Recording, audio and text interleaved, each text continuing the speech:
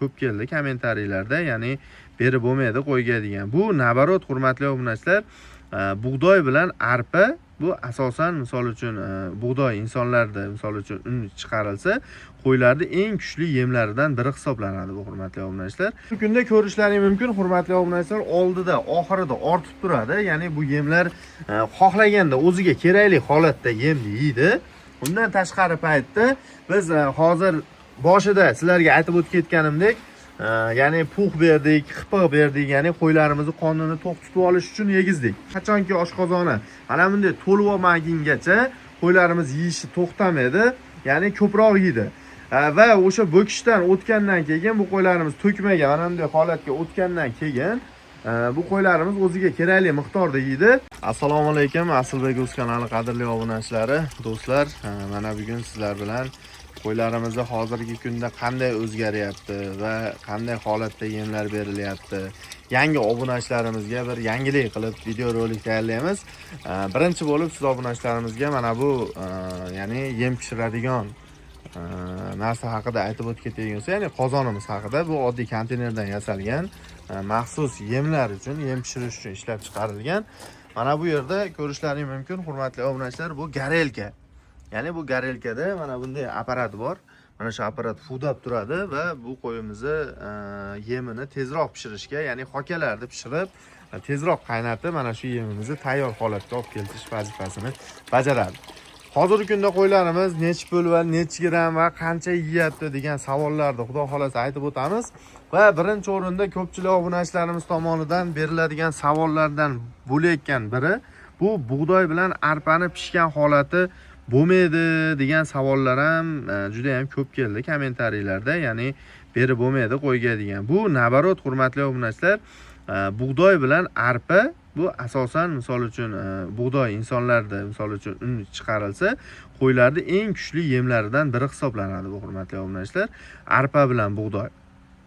Hozirgi kunda 60 bosh qo'yimizga mana shu bug'doyimizni pishirib berilyapti, ya'ni har bir kuni 70 kilodanga to'g'ri kelyapti hurmatli obunachilar. Ya'ni ertalab 35 kilo va kech payt 35 kilo holatda ana shunday qo'chqonlarimiz shu yemimizni berib boqilyapti. Hozirgi kunda ko'rishlaring mumkin hurmatli obunachilar, oldida oxirida ortib turadi. Ya'ni bu yemlar xohlaganda o'ziga kerakli holatda yemni yeydi. Bundan tashqari paytda biz hozir boshida sizlarga aytib o'tib ketganimdek, ya'ni pux berdik, hipiq berdik, ya'ni qo'ylarimizni qonini to'q tutib olish uchun yegizdik. Va endigi navbat bu oddiygina bedaga yetib kelindi hurmatli obunachilar. Ko'rishlaring mumkin, bu oddiy beda, ya'ni jodida kesilgan, qoplab sotadi. Hozirgi kunda bir qopini 60 ming so'mdan sotyapti. Mana shu qo'ylarimiz kuniga 3 qop beda yeyapti. Hozirgi kunda bug'doy bedamizni hisoblaydigan bo'lsak, 60 mingdan 3 qopi kuniga 120 ming so'm to'g'ri kelyapti. Men aytib o'tib ketaman hurmatli obunachilar, kalkulyatorda o'zlaring bir qator hisobotini qilib olasizlar va qo'ylarimizga bitta baho berib qo'yasizlar. Qanday holatda o'zgaryapti? Oldingiga nisbatan birinchi chiqargan video roligimda qanday edi va hozirgi holati qanday bo'lyapti? Ya'ni 120 ming so'm bedasi bo'lsa, bundan tashqari bug'doy kuniga 70 kilo. Ya'ni 35 kilo arpa, 35 kilo bug'doyni ertalabdan kechgacha mana shu qo'ylarimiz yeyapti o'zi mo'ljalda.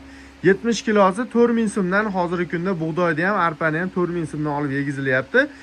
Ya'ni 50 kilosi 200 ming so'm va 20 kilosi 80 ming so'm, 280 ming so'm, 300 ming so'mga to'g'ri kelyaptimi hurmatli obunachilar? Hozirgi kunda 70 kilosi bor, 300 ming so'm hisoblasangiz 120 ming so'mga 180 ming so'mga 480 ming so'm. Mana shu 60 bosh qo'chqorimiz kunlik yem rejimi 480 ming so'mga to'g'ri kelyapti. Endi o'zlaring hisob kitobini qilib olinglar. Kalkulyatorım yo'q, to'g'risi men hisoblaganim yo'q. Albatta kommentariyada kutaman. Kimda necha pul chiqqanini yozib ketsangiz juda ham xursand bo'lardik. Hozirgi kunda bu qo'chqonlarimiz ya'ni 3 oy 4 oy davomida mana shunday holatda yeb kelyapti. Boshida to'g'risi bu qo'ylarimizga yegizishimiz ham 70 kilo emas, gideta 100 kilo, 150 kiloga ham yegan kunlari bo'ldi. Sababi qonni qachonki oshqozoni mana bunday to'lib olmagungacha qo'ylarimiz yeyishi to'xtamaydi, ya'ni ko'proq yeydi. Va o'sha bo'kishdan o'tgandan keyin bu qo'ylarimiz to'kmaga mana bunday holatga o'tgandan keyin bu qo'ylarimiz o'ziga kerakli miqdorda yeydi. Rasxotingiz kamroq bo'ladi, ya'ni daromadingiz ko'proq bo'ladigan usuldagi boqish usuli bo'ladi. Bu qo'chqorlarni boqishdan maqsad nima? Asosan qurbonliqqa, chorvadorlarga hozirgi paytda xalqimiz orasida 90% insonlar, ya'ni mana shu qo'chqor boqish biznesi bilan shug'ullanib kelyapti. To'g'risi, hozirgi kunda hurmatli obunachilar, bitta qo'yimizni o'rtacha hisoblaganda bir oyda 150 ming so'm rasxod ketyapti xolos. Endi bundan tashqari misol suv, boshqa misol uchun mehnati bor, o'ziga yarasha misol kamchilik dori ukollari bor, shularni ham hisoblab olganda 150 ming so'mdan oyiga rasxod qilib, oyiga kamida misol 70 ta 60 ta qo'chqordan kamida misol uchun hisoblaganingizda 1 milliondan daromad indamay bor. Ya'ni har oyda 6 million 7 million hisoblaysiz 6 ta 7 ta qo'ydi hisobidan. Va bundan tashqari 60 ta qo'chqor boqadigansiz oyiga 60 million so'm daromad bor do'stlar. Albatta siz ham mana shunday qo'chqor boqish biznesini tanlang. To'g'risi men o'zim ko'plik obunachilarimiz ham biladi. Sog'liqda ham tavsiya berardim. Lekin o'zini sezonida boqiladigan narsa, ya'ni qo'chqor ham o'zini paytida yaxshi daromad keltiradi do'stlar. Ya'ni hozir mana qurbonlik hayit yaqinlashyapti. To'g'risi qurbon hayitda milliardlab qo'chqorlarimiz so'yilib ketadi. Ya'ni mana shu uyda, mana shunday maxsus yemlarda boqilgan qo'chqorlarimiz hozirgi kunda do'stlar mana shu Deoteksli oldida boqib borilyapti. Farg'ona viloyati Toshloq tumani Deoteksli oldida. Bu qo'ylarimizni hozirgi holati 45 kilodan boshlab, ya'ni 70 kilogacha bo'lgan holatdagi qo'chqorlarimiz boqilyapti. 2 tish, 4 tish qo'ylar, qo'zi 2 tish, 4 tish. Mana bunday nasl boblari ham boqilyapti do'stlar. Agarda kim qurbon hayitga mana shu qo'ylarimizdan agarda boqib olaman, yaxshi niyat qildim, men ham mana shu o'zingiz boqqan qo'yingizdan so'yaman qurbonlikqa degan aka-ukalarimiz bemalol bizga bog'lanishlari mumkin. Apesanaga nomer qoldiramiz. Telefon qilib aloqaga chiqib, mana shu qo'ylarimizdan o'zlaringga yoqqanini tanlab, hozirdan bron qilib qo'yishlaring mumkin azizlar. Qo'ylarimizning soni 60 bosh. Agarda qiziqqan aka-ukalar bo'lsa, bemalol bog'lanishlaring mumkin. Agarda bularning ichidan naslga olaman, qo'y qilib olaman, qo'yga qo'shaman deganlarga naslboq qo'chqorlarimiz ham bor. Xudo xolasa bemalol telefon qilib aloqaga chiqishlaring mumkin. Biz siz obunachilarimizga mana shunday qo'chqor boqish biznesimizni aytib o'tib ketyapmiz. Joyimiz aytadigan bo'lsak, bu joyimiz ya'ni 14 metrga, eni 3 metrlik joyda, hozirgi mana shu joyda 60 bosh qo'chqor boqilyapti. Mana taylarni ham ko'rishlaring mumkin. Taylari ham juda ham o'rta me'yor, unaqa shilta bo'lib ketmagan. Ya'ni ko'pchilik aytadi, nimaga bizni qo'yxonamiz 4 ta 5 ta boqsa ham tay shilta bo'lib ketyapti, deyapti. Bu savol ko'pincha hurmatli obunachilar, qo'yda yakka qilib boqish ko'proq obunachilarimiz tomonidan amalga oshiriladi. Qo'ylarni boqib mana shunday gala holatda boqadigan bo'lsangiz, qo'ylar ham tez semiradi, ham daromadingizni ko'proq oshiradi. Yerda boqqan bilan taxtada, polda boqqanni ancha farqi bor azizlar. Agarda yerda boqadigan bo'lsangiz, hurmatli obunachilar, yerda boqilgan yerda energiya oladi qo'y, o'ziga yarasha, misol uchun tosh bosishi ham ko'proq bo'ladi. Taxta polda boqilgan qo'yga nisbatan.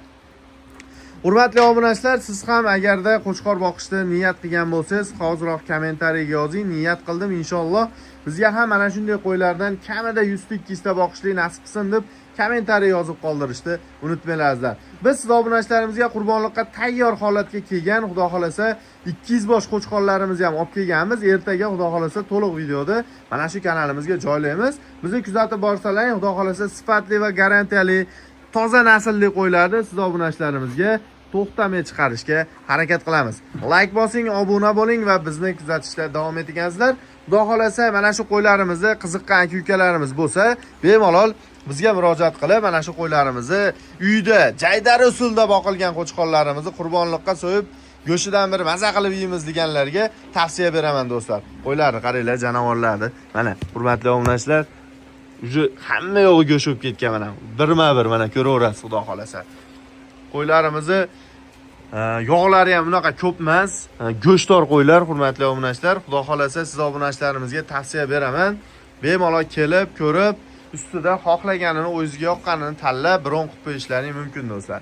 Farg'ona viloyati Toshloq tumani Deoteksli oldida Asalbek o'z kanalining ashaddiy obunachilari uchun maxsus video bo'ldi degan umiddaman. Bizni kuzatishda davom etinglar, like bosing va obuna bo'lishni unutmanglar azizlar. Mana bunday nasllilariga nima deysizlar do'stlar?